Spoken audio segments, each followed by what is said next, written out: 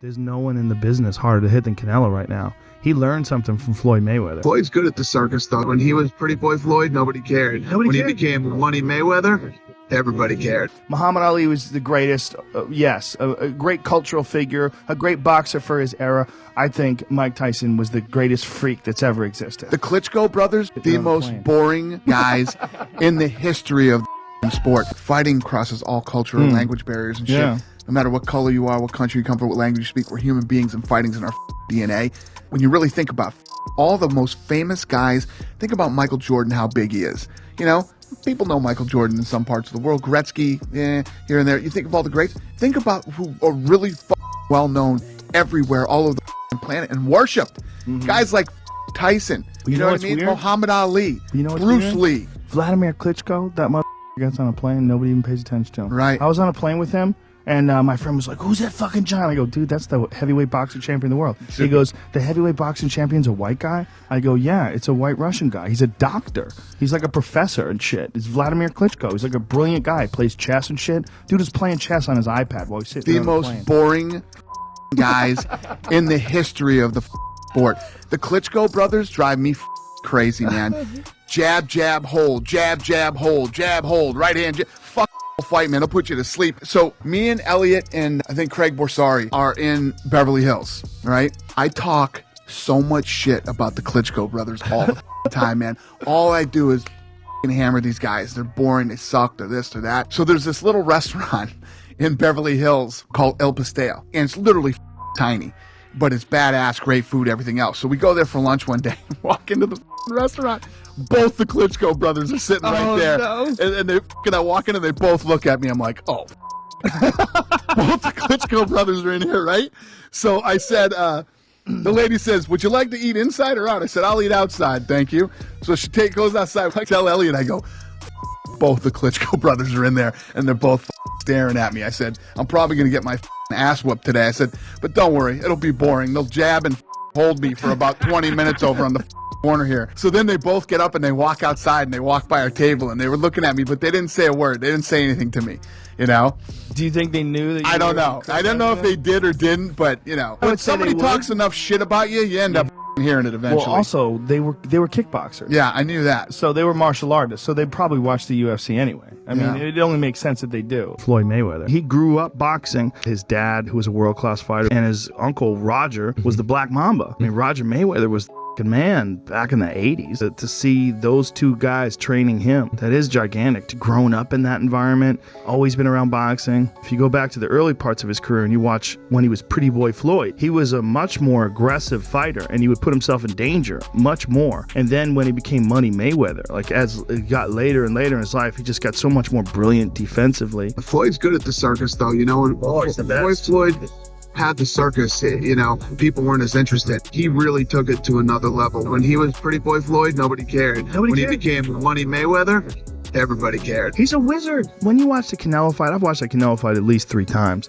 And when you watch him stand in front of Canelo throws a left, he's over here, he throws a right, he's over here. Pop, take that jab with you. Oh, and I'm back here now. And Canelo is like just whiffing, just throwing punches. You can see the look in his face like, God damn it, I'm in here with a master. This is a master boxer and I'm learning a lesson here. He just became this defensive wizard to the point where you'd see world-class fighters like Sugar Shane Mosley who did tag him. Other than that, once he recovered, he didn't really know what to do with Floyd. Just had the answers to his style. He had figured him out. Floyd's hands were so bad it looked like he was going to have to retire at one point. Yeah, what did he wind up doing about He that? got Did some surgery? crazy, he got some crazy good surgeon. He's got little tiny hands. Yeah, It's he weird. does. Well, he's a tiny guy. Yeah. I mean, anybody who's ever met Floyd on TV, everybody looks big. He's tiny. There's no one in the business harder to hit than Canelo right now. He learned something from Floyd Mayweather. Floyd didn't hit hard enough to really give him a real ass whooping or really hurt him and punish him and have him in real trouble, but he boxed him up. But then if you watch Canelo, because Floyd was impossible to hit, and I think Canelo was like, he thought he was going to be able to hit him. And then he realized somewhere in the fight, like, this guy knows everything I'm going to do long before I do it. Like, my language, the way I'm speaking and with boxing is so slow. He's just like, he's just many steps ahead. But then you watch Canelo now, his head movement's phenomenal. And that's not indicative of a classic Mexican boxer. He's not that guy. He's so skilled. He got the rub. That's what we call it. When a great fighter fights another great fighter, they learn something. You learn something from the higher levels. Like when you get beat by a guy, you get that rub. You see a lot of times a guy will come out of a fight with a great fight. He might have lost, but then the next fight you see like, oh, he recognizes the higher frequencies, the higher RPMs. After some fight, I ran Barkley. The guy asked him, said, so if you weren't fighting, what would you be doing? He said, I'd be robbing your house right now. You know? And those dudes were fucking serious. The guys who fight were put on this fucking earth. If they weren't fighting, they'd be fucking some shit up somewhere. Me and Mike Tyson have talked about this for hours. For fucking hours about it. He talks about what he would have been doing if he didn't fucking, first of all, he didn't hook up with Cuss. And he didn't go up there, and he said, Cuss broke me down as a fucking human being and then built me back up. And he said, I honestly, truly believe that me and him were put together because he's the only one that could have fucking done it. Because let me tell you what I would have been doing if I didn't meet Cuss and I didn't get into boxing. Yeah, he had so much respect for that guy as a trainer and so much respect for him as a father figure that it like inspired him to greatness. It inspired him to focus 100% on pleasing that guy because that was the first guy to really show him love and to really show him respect and to have faith in him. And then under him, all of a sudden, all these great things are happening, all the success is happening. So it reinforced his love for him. And he talked about how much anger he had inside of him at that time. He had a lot of anger that needed to be, expressed. Yes. I don't give a about Joe Louis. Muhammad Ali was the greatest, yes, a great cultural figure, a great boxer for his era. I think Mike Tyson was the greatest freak that's ever existed. I don't think there's ever been anybody like that. I agree. The Marvis Frazier fight, you remember that fight? Yeah. Jesus Christ. I know. That was as close to a murder as you could watch on television. Dude, when you start to watch the old fights of Tyson coming up, there's guys that he just murdered. Right? Frank Bruno fight, just clubbed him. And when I was first coming up in boxing, right, there was a gym called Golden Gloves. And Golden Gloves was the first gym that I worked out of in Vegas. And they used to shut the place down for Mike when Mike would come in. So he'd come in and train. There'd be 50 brand new cars that would pull in the park. It was great. Dude, it was craziness. The aura that surrounded Tyson at that time and just all the crazy shit that went on. But he had tigers. Everlast made a special bag for him. So they'd come in and take down the bags in the gym, the real bags, and they'd put up these special bags that were this big.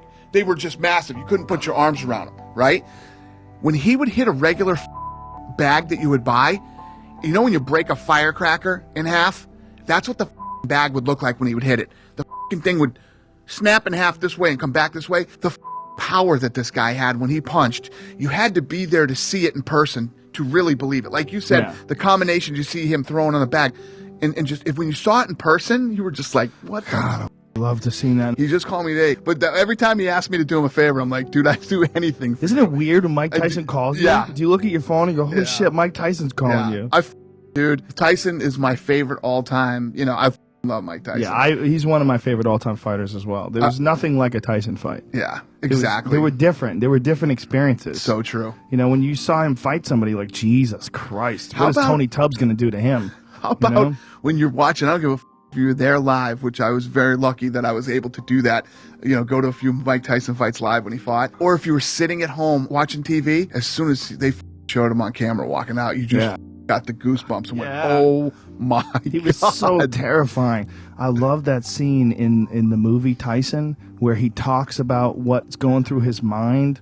All his insecurities go away by the time he gets to the ring. That is such a great, the way he's talking through it there. I'm a god. I'm indestructible. You watch a Tyson documentary. Yeah. It's awesome. You're in awe. Yeah, it was a completely different cultural experience than like the Muhammad Ali era must have been. Because the Muhammad Ali thing was like, Muhammad Ali was different because he was so much more admirable as a human being. Like what he did was like, during the Vietnam War, he said, you know what, man, why are we going to war? Why are you sending me to war? Well, I don't want to kill no Viet Cong. No Viet Cong never did anything. And then everybody in America was like, yeah, what the fuck is going on? What are you doing? And then they took they made a martyr out of him by taking his career away for 3 years. So when you see like Muhammad Ali, you see a different thing. You see like a troubled time, the Nixon administration, and people were down on the government, and the Vietnam War was so unpopular. When you see Mike Tyson, you just saw destruction. It was a completely different experience. I agree. It's like he was like Sonny Liston on meth. Yep. It was like Sonny Liston but moving 100 miles an hour, and there was no Muhammad Ali to stop him. There was no Muhammad Ali to, no young brash kid to dethrone him with.